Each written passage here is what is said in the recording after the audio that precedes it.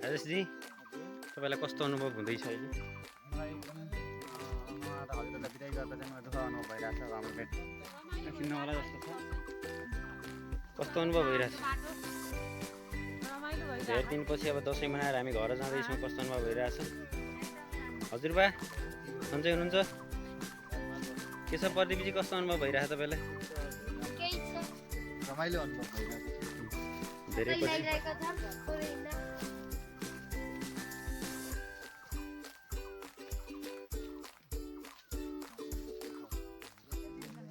हाम्रो यात्रा चाहिँ हामी अहिले ठुलबाको घर चाहिँ आइसकेका छौँ।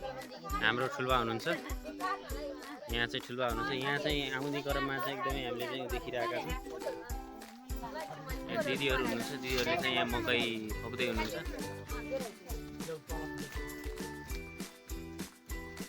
पहाडको मकै हाम्रो यहाँ चाहिँ जानुका दिदी हुनुहुन्छ है, प्रदीप सर देख्नु भएको छ तपाईँहरूले। उहाँ दिदी दिदी नमस्ते, के छ खबर? सन्चै आराम हुन्छ? एकदमै राम्रो छ, सन्चै आराम हुन्छ होला।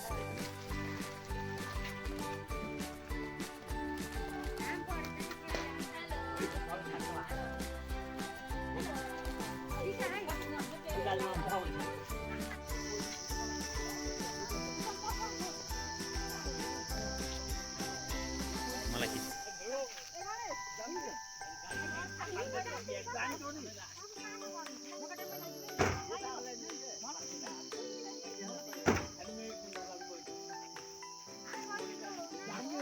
हरियाली बने है